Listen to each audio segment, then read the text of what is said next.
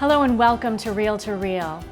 This week, an investigative report of sexual abuse allegations against the late Springfield Bishop Christopher J. Weldon was released. The year-long investigation was conducted by retired Superior Court Judge Peter A. Velis, and his report took a comprehensive review on how this victim's complaint was handled by diocesan officials, the credibility of the claim, and opportunities for improvement. The more than 400-page report was revealed during a June 24th press conference. Reel to Reel's CAROLEE McGrath has the story. These accusations were unequivocally credible. Retired Hamden Superior Court Judge Peter Velis issued his findings into the sexual abuse allegations made against the late Springfield Bishop Christopher Weldon.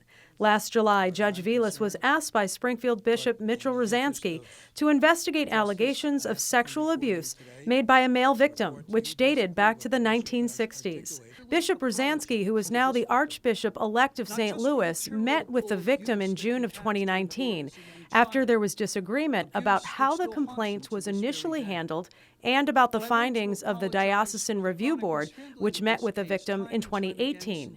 Judge Velis states in his investigation that the board did not see all reports. A year ago, I had the opportunity to sit down with an individual who claimed to have been sexually abused as a young child by the late Bishop Christopher J. Weldon. His sad recollection of abuse was both heart-wrenching and deeply troubling. It also conflicted with what I had been told about this victim and the claims that he had made going back to 2014. The very emotional recounting that I heard from that victim and what I was told previously simply didn't square. So, in fairness to this individual, I needed to have the case reopened and independently reviewed. Velis's report goes into disturbing detail of the victim's account of what happened to him as a little boy. He alleges Weldon sexually abused him and other boys.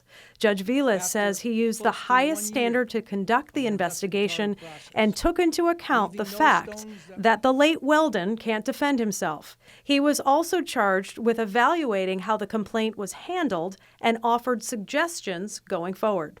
Nobody in that diocese ever gave me the impression that they were trying to cover anything up, but they clearly were reluctant to pursue to the nth degree and to the level that they should have the allegations against Bishop Weldon by this man.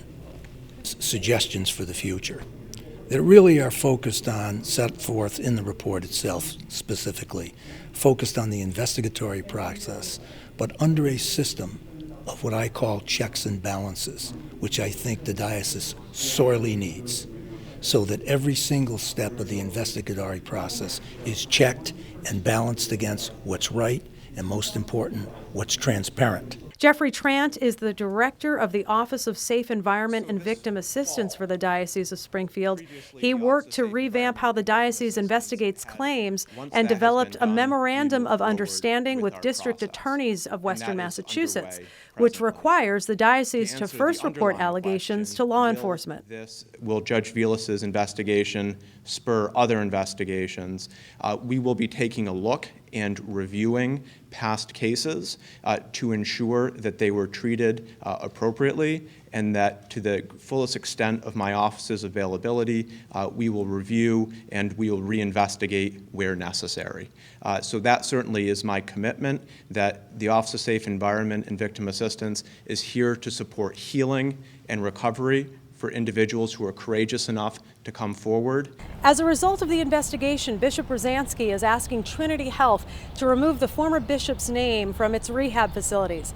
In addition, he's asking that any pictures, memorials, or honorable mentions in Catholic buildings in the diocese be removed.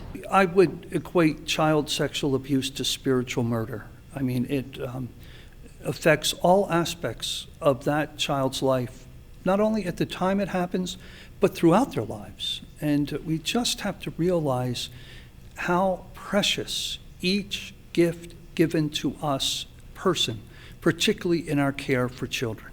So we have to realize the great responsibility that Jesus places upon us and the great responsibility that's given to us to care for our children and for everyone. Weldon's name will now be added to the diocesan website, listing all those with credible accusations of sexual abuse of a child or vulnerable adult. Reporting for Reel to Reel, I'm CAROLEE McGrath.